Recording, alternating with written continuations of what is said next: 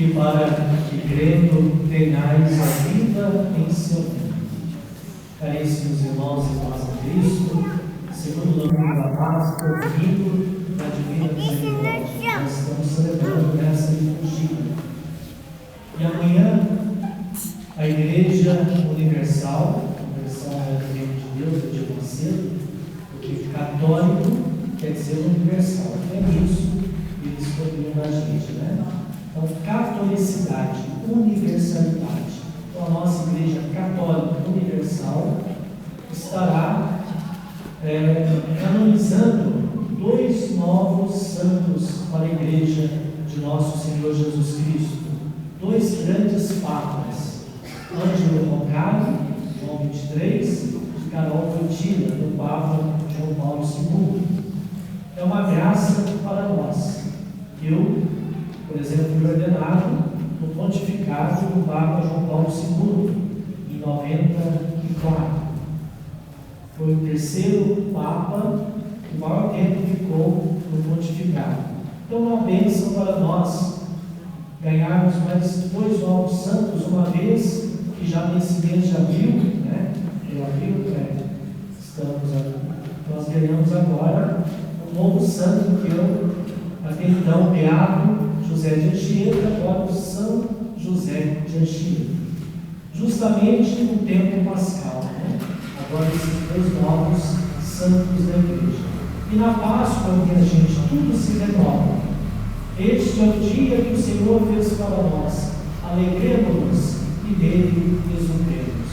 E como nós acabamos de cantar, justamente esse versículo retirado do Salmo do domingo da Páscoa: dai graças ao Senhor, porque Ele é bom, eterna é a sua misericórdia. Como Deus é bom para conosco. É só a gente ver com muita clareza hoje nas leituras. Vamos pegar o nosso folheto, uma vez que nós temos o folheto em mãos, né? Muitas comunidades nesse Brasil não têm o folheto, e nós temos, então nós podemos seguir aí na primeira leitura, tirada do livro dos Atos dos Apóstolos. Uma vez que Jesus havia ressuscitado, ascendido aos céus, pelo órgão da ascensão, os apóstolos continuam a missão do Mestre, a missão de levar a palavra de Deus, de pregar em nome de Jesus Cristo. E uma coisa interessante nessa primeira leitura que nós acabamos de ouvir é que naquele tempo os cristãos, né, eles viviam em comum, dividiam os seus bens, diz aqui, né, eram perseverantes em ouvir o ensinamento dos apóstolos, na comunhão fraterna, na fração do pão, nas orações, e, enfim, olha que beleza, vendiam suas propriedades e seus bens. Todos os que abraçavam a fé viviam unidos e colocavam tudo em comum.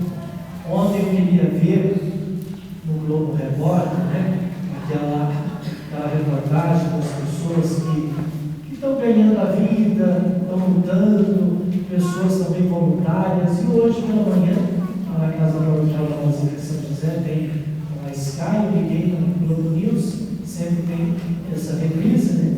E pela manhã eu vi uma senhora, né, dentro de várias reportagens ali, uma senhora lá em Pernambuco que faz o bem. Todos nós, graças a Deus, fazemos o bem.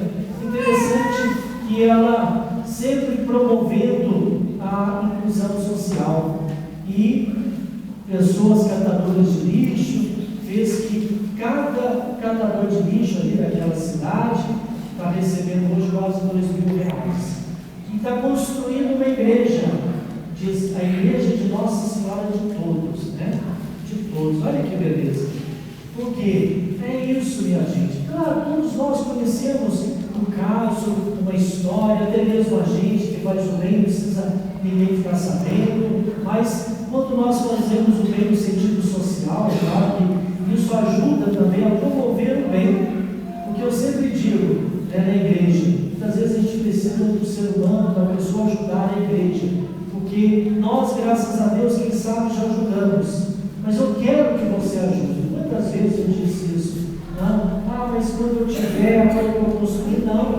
Eu quero porque o fulano já ajuda, eu quero que você, a sua ajuda. Então, que não seja uma mera utopia que nós acabamos de ouvir aqui, mas que nós possamos.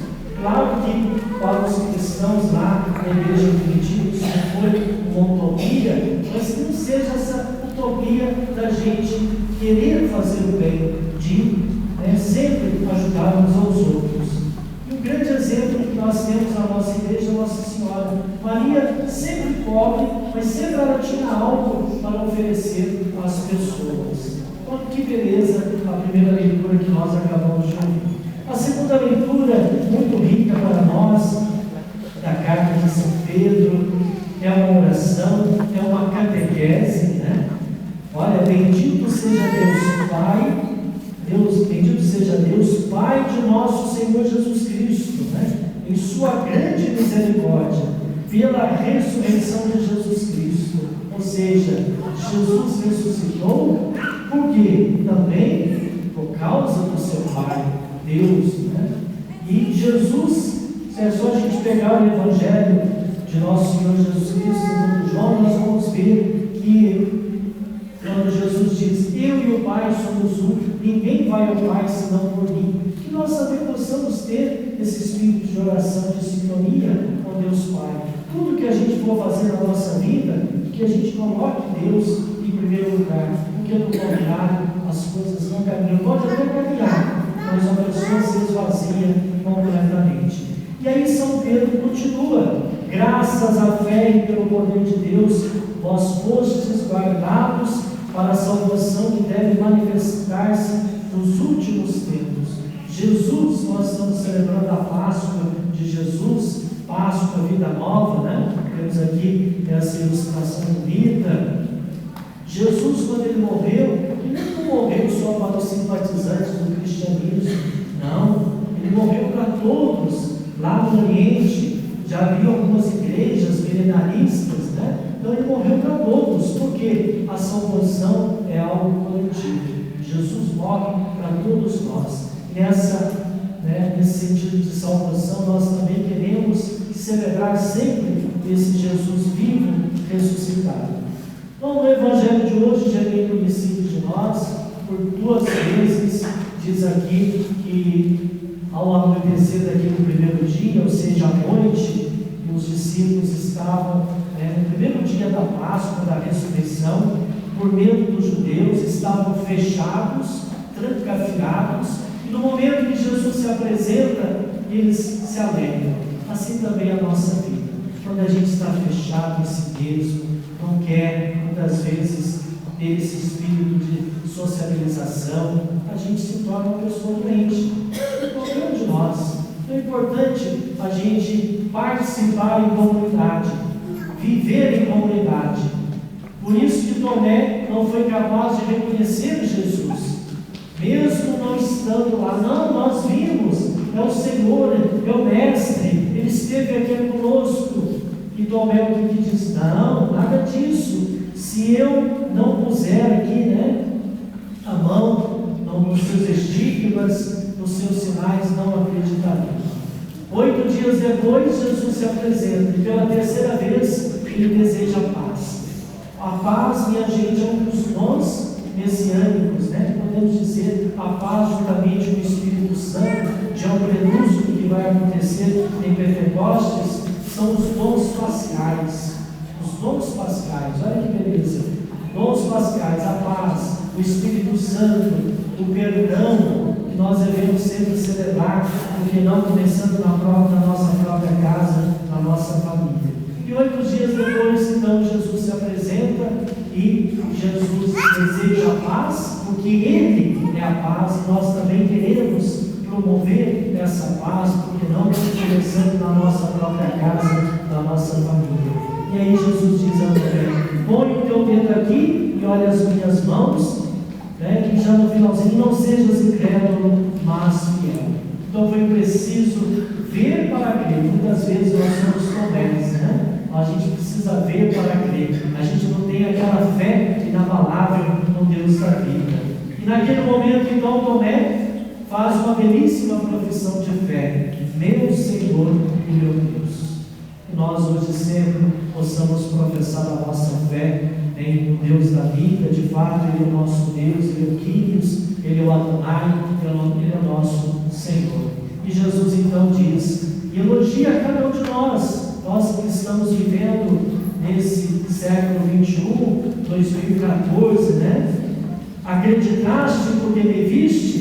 Bem-aventurados os que creram sem terem visto. Nós cremos e acreditamos na força da ressurreição do nosso Deus. Por isso que estamos aqui. São Paulo vai dizer, se Jesus Cristo não tivesse ressuscitado, vã é a nossa fé. Mas não, Ele ressuscitou. Não é uma mentira. Tudo aquilo que Jesus havia prometido aconteceu. Por isso que estamos aqui radiantes, celebrando a Páscoa. Que a ressurreição do nosso Deus possa continuar também nas nossas casas, nas nossas famílias, nas nossas comunidades. Que nós possamos ser, hoje e sempre, arautos da Boa Nova, promotores da paz, discípulos